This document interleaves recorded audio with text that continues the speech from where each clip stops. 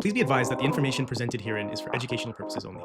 It is strongly recommended that listeners should seek guidance from qualified paid professionals of their choosing before acting upon any information or materials discussed. Hey everyone, welcome to another edition of Real Estate News Unpacked, where we unpack the news in very simplistic terms. I'm your co-host, Marcel, your mortgage money guy, alongside Ronald, your 5-star Michelin multiplex master of design. Ronald, how's it going?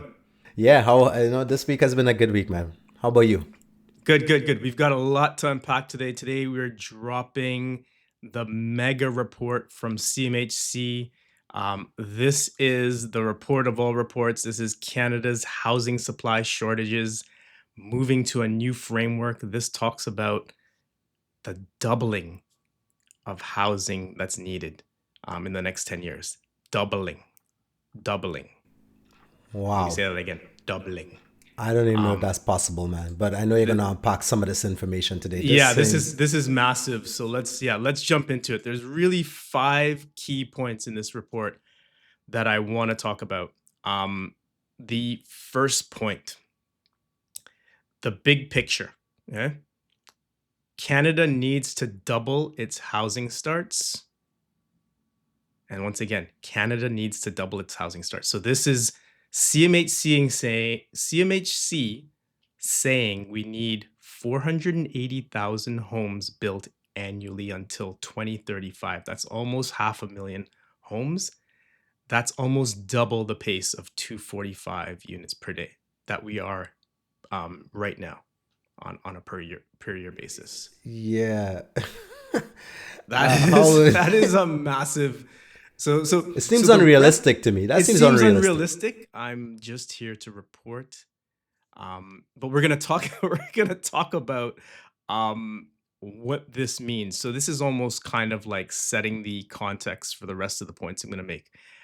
The second point that the report or that I'm going to bring to you from this report is where the housing need is greatest. So the regions with the steepest affordability, um, the losses need more supply. So this comes in from. So let's talk about affordability for a second here, and then we'll jump into the specific regions that I'm referring to. So think of affordability like cost to income ratio. How big of a slice of your paycheck will you need to buy a home? Right. So that's gone from roughly 30% up to, greater than 50% in some of these places. Wow. And that's where it starts to get a little hairy. So Ron, why don't you pull up table 6?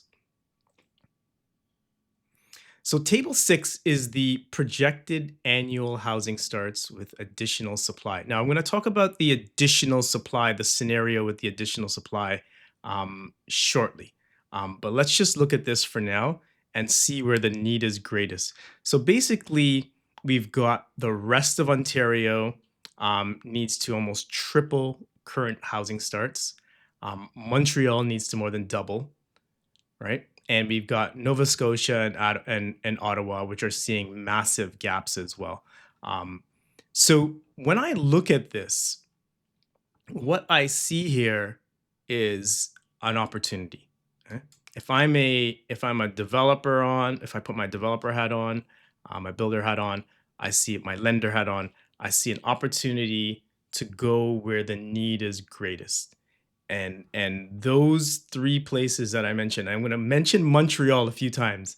Um, it just keeps popping up as the place to go where housing is needed, population's growing, affordability is still relatively good.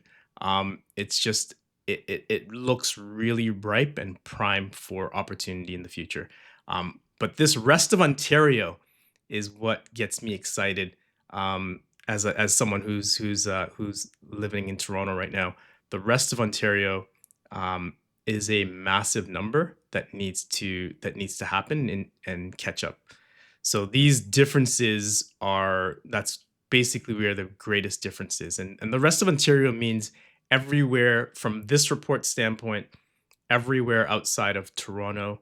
Um, so that would be places like Hamilton, Kitchener, Waterloo, Cambridge, London, Guelph, Windsor, Barrie, all these types of large cities that sit right outside the core of Toronto, um, are where some massive opportunity is going to happen. And then, if you go even further out up north to Sudbury, places like that, I think that's where some massive opportunity will be for developers and those that are building the housing of the future to catch up to these numbers that are required in this report. Ron, Yeah, any thoughts? yeah, I find this actually quite interesting. So this sort of outside or other like cities in Ontario, I've there's definitely done a number of projects in some of these cities. And once you start talking about outside Ontario, I mean, look, there's at least maybe 100 kilometer radius, right? Maybe 200 kilometer.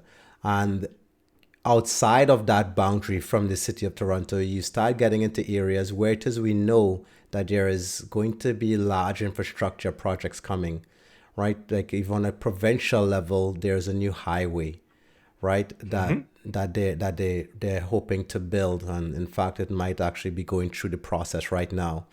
So that's going to drive a lot of new economic, new jobs, right? It's gonna a lot of new Yep. development is gonna start taking place out there.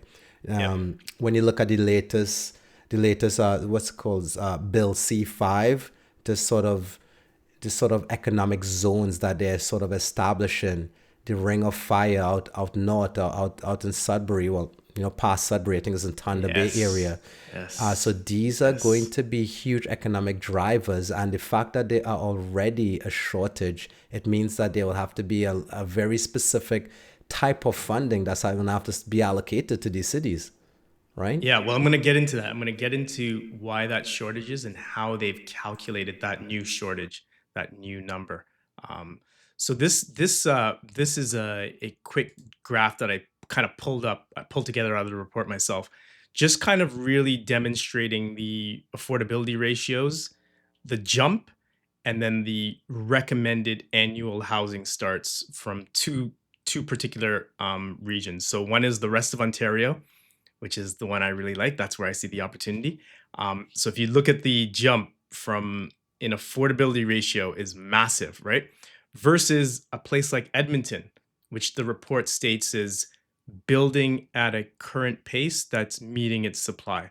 So Edmonton is currently on target, and you can look at the ratios here, right? The affordability ratios, it's still within like 2024, 31%. That is affordable.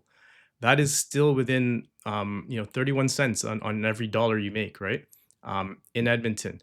And you can look at the amount of starts that are recommended, right? So a lot less than a place that is a lot more unaffordable and has that massive percentage jump. So Yeah. um, When I look at this that you prepared here, I can see like there's a great need here. Like as a developer, as an investor, like you should be looking at this in a way that like there's great need, there's great opportunity here. Not that there's blood in the water, but there's certainly opportunity here to come and really provide a solution, right? Because yes. there is a need for housing clearly, and the reason why these ratios are so skewed is because there just isn't enough supply, and supply demand equation, economic 101, that's essentially what's pushing home prices up. And of course, with home prices going up, people are now using a greater amount of their incomes to support these mortgages. So Yeah, there's a real absolutely. need Yeah. here, right? So point number three is affordability aspirations have shifted. So CMHC is now targeting pre-pandemic affordability levels. Not early 2000 levels, acknowledging that things have really gotten worse, especially in regions like Toronto and Vancouver, where the average household is pretty much unaffordable. So I kind of explained the affordability target, and we just had that graph up. We showed the rest of Ontario versus Edmonton, so a place that's somewhat affordable versus places areas that are getting more unaffordable. Um, this is a big key factor. So let's pull up. So we've got the old target versus the new target, which we talked about. The early 2000s affordability, home to price income ratios were around 30%, often below that. Then we had the pre-pandemic 2019 affordability, um, where things climbed significantly. And we looked at the rest of Ontario versus Montreal in the last slide. Today, we sit at these ratios almost 50% or higher. Um, so this is where the issue really lies. So table two here, and this is where it gets crazy. Um, 2019, if you look at, I've highlighted Toronto and Vancouver just to show you the outliers. 2019, 59%. So this is the home buying affordability ratio. So this is house price to income adjusted for mortgage rates and homeowner expenses. Okay. So your affordability ratio in 2019 in Toronto is 59%, in Vancouver 71. That's like literally nobody can buy anything in Vancouver. In 71 cents in every dollar. In 2024, 74%. Vancouver 99. Like unbelievable numbers. That's why, and just to give people perspective, like when I hear people talking about, we've got this condo crisis going on and even house prices have come down.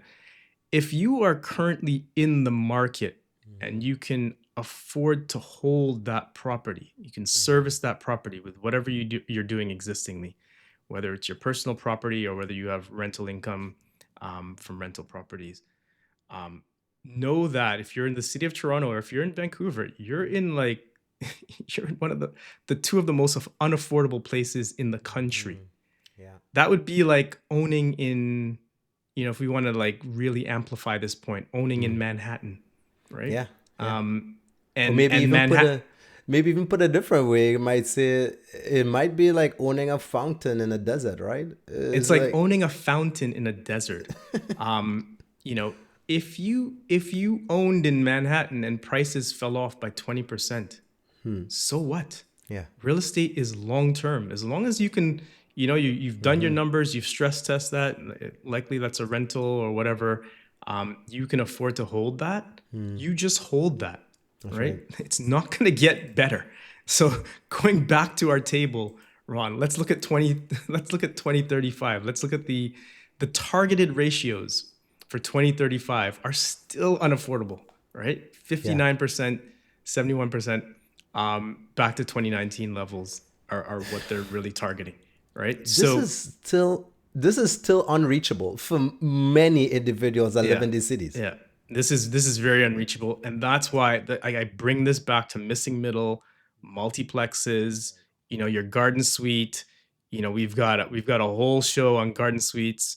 If you click the link below, you can check that out. But this is where this type of housing becomes really important for essential workers, those that live in a community. If you want to stay in the community in these large cities, near transit, this is where it becomes so important, that those additional units become mortgage helpers.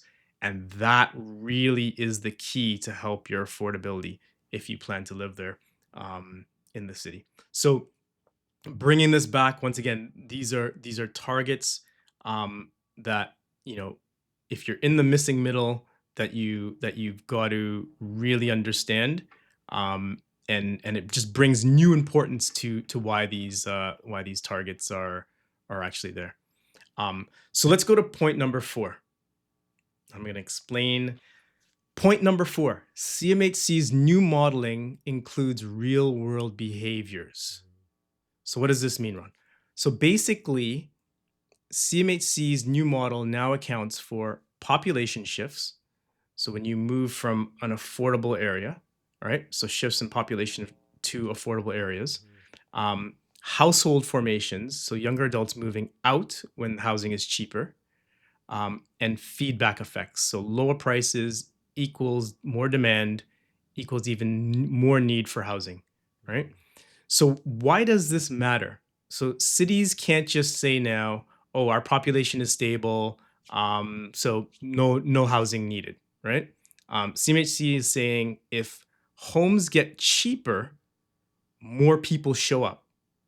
or more households form. That means the cities that plan for housing based on affordability goals, not just raw population numbers, right? So now like there's a bit of impetus on the cities to actually kind of hit some of these numbers. And I'll break it down really, really simple. Like this is kind of price elasticity economics, high school economics 101. So let's just say you're running a pizza shop and you've got slices of pizza that are $5. Only a few people show up. Too expensive, right?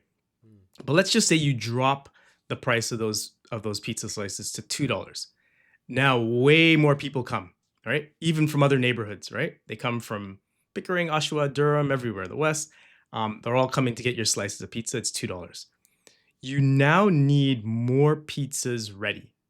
Not because your city grew overnight, but because demand changed based on the price, right? So same for housing, right? As affordable prices attract more people, you allow more people to move out. So therefore, you've got to account for that, right? So this is what we're talking about here. Ron, why don't you pull up table 7 there for us? So you see this point kind of illustrated here with Toronto, right? Where in the third column, that should be difference. There's missing a letter there, but the difference in projected population between the scenarios, and you see a negative there, right? So that means people are moving out of Toronto into other areas. Where are they going, Ron? Well, it seems like they're moving out to places that are more affordable, like Edmonton, right? And well, out of But Toronto specifically would be yeah, to the rest of Ontario, right? rest. Now, I wanna. That's actually a real interesting point. It got me thinking here. Like, did the pandemic have something to do with this move? The Yeah, way, like, because absolutely. I'm thinking that people now have flexibility to work remotely, and remote working actually means like you no longer need to live in the center that you actually worked in. So is that what's promoting unaffordability throughout Ontario? Is that kind of a contributing factor? That's definitely a contributing factor as a result of the pandemic. But remember, Ron, there's essential workers and there's knowledge workers, right? Essential workers still need to be relatively close to where they work, right? Nurses, teachers, like they're not going to come from 4 hours away, right? They need to be relatively close. This is so there's that's a whole population segment that we need to figure out, right? Otherwise, there'll be no one working downtown at the best hospitals in the city, right? Because they can't afford to live anywhere near there, right? So that's one segment. The knowledge workers can now they can pretty much work anywhere, right? If you're just sitting at your desk or whatever, and you're a knowledge worker, as long as your company is okay with that. A lot of companies are actually calling people back, but if your company is still okay with that, then as a knowledge worker, you can pretty much work anywhere. Um, so that's not really an issue. But if we pull back up table 7, what really, once again, you're going to hear me say this, the rest of Ontario, this is where it gets interesting. Um, Look at the projected population in that scenario for 2035, right? Look at the growth there. Once again, Montreal is there again as one of the largest, right? So this is what you pop back on that developer hat, you pop back on that lender hat, whatever hat you're wearing, the construction hat, your builder hat. That's where I see the opportunities. They just keep showing up, graph after graph.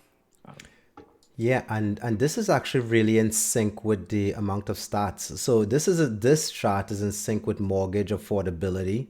It's in sync with housing stats as well. So it's really showing that where housing stats are down, there is a housing affordability from a mortgage standpoint, and then it also shows that people are actually moving out of these places, right? exactly. You So basically just summed up there's a a real third of the report. correlation. Oh Yeah, yeah, there's a massive correlation between all three, right? And yeah. this is the last point. So the need for a bigger, faster, smarter construction sector. What does that need? Let's What talk does about that mean? that. Let's Let's talk talk about about that. that. So, a few things. We need more workers, more capital, better productivity. The next thing, offsite construction, modular housing, digitized permitting, that's you, Ron, are all flagged as critical tech solutions. Wow. And the last thing is a 31% boost in construction productivity could reduce home prices by 6% nationally. So this point here all boils down to really getting ahead with technology, innovating the way we currently do things. We can't keep doing things the same way to really help us hit those targets, right? This is interesting, Marcel. So point number one, what what type of policies need to be in place to address this number one point here? What do you think is would be the most impactful policy that can help to mitigate this? Because this is obviously a real challenge. They want to double housing starts. They want to double the amount of housing. Where are workers coming from? Yeah, and once this is an immigration policy thing. I think we've talked about this in a past episode with the population. This is where I think we need to get more aggressive on bringing in more intellectual capital, and we need to get better on innovating and being more comfortable with trying new things in terms of innovation in order to hit that productivity. Those are, and then the capital perspective, we need better tax policy, right? If we're going to talk policy, capital is all about is all about how much I get taxed, right? So incentivize people to invest in new innovation, new technology. Don't disincentivize them by taxing them, massively, especially the entrepreneur. Yeah. The small to medium sized entrepreneur, right? Allow them, if we're gonna, if we want to go down a rabbit hole here, as an entrepreneur, allow me to invest in other companies, maybe without capital gains or without being taxed, right? This is where we really have to start thinking about policy from a taxation standpoint. That's my thesis. Yeah, and I want to go back here to that point about bringing in workers. So you made a point earlier on that basically like the skilled labor needs to be close to the jobs that they're building. So if we need workers, meaning we need workers in the GTA to build houses in the GTA and some of these other cities that you mentioned, Montreal and so forth, those workers need to live in the city, well, very close proximity. So they need housing. They need the housing that they're going to be building, but the housing doesn't exist today, right? So how are we attracting those workers? Where are we housing them? And I think really what I'm leaning into here is the missing middle. This is missing middle does really, this kind of low rise, gentle density type projects does add quick, inventory to the market. Inventory, yeah. That you can't look at the high rise pipeline has been shut off right now. It's shut off, right? It's like spigot off. Yeah, it's off, right? Yeah. So right now you can say what you want. Oh, these projects are too small. Blah, blah, blah. Like say what you want. The fact of the matter is, I can knock out a basement in a couple months. Yeah. Right. Yeah. Say what you want, and if 100 people like me do the same thing, that's 100 units, right? That's right. Like that's what we're talking about here. Like that's the scale. The scale is in volume. The scale is giving the power back to the citizen developer, right? The ones and twosy developer, which there are tons of them out there. The investor, if you want to put on the ugly hat, you call them the investor. If you want to take off the ugly hat, call them the developer. Call them whatever you want. The fact of the matter is they're delivering housing and they can deliver it faster. And if you want somewhere, and if you want somewhere for these people to live, you have to rely on this segment of the population, this developer segment to deliver housing. Wow. Well, I really like this slide, man. This slide really just points out this, like number one. So we need to find housing for these workers in order for them to even for them to be more productive. And of course, it's the type of people that we're bringing in is going to be important as well. So immigration policy for sure. So point number two here, very important, off-site construction. I know you have a lot of insight on this particular topic because you have been working with a university on. You've been involved in the preparation of some reports and documentation on this. So, how is modular? Like, is modular a real solution, or it's just one of those fly by night things that people are just dumping money into that's not going to work? Yeah, I would fly by night. I wouldn't necessarily call this fly by night. Yeah, I think this has got a lot of potential, a lot yeah. of legs. I think it's definitely got its challenges. I was involved in Talk about the challenges. a work study group. We'll dive into, like, challenges are beyond this report, Yeah. but we'll dive into that on another report. But just some of the high level challenges, there's building codes that need to be adjusted. There's supply chains that need to happen, like consistent supply chains, demand. There's psychological reasons, like people think, oh, just because a house gets thrown up in a week, it's not good. The quality is bad. Yeah, So there's yeah. some psychological and marketing stuff that needs to happen. And then the biggest stuff, which is closest to home for me, is the financing, right? How does it get financed because it's offsite? That's right. So how does that avoid, the developer putting in more equity up front?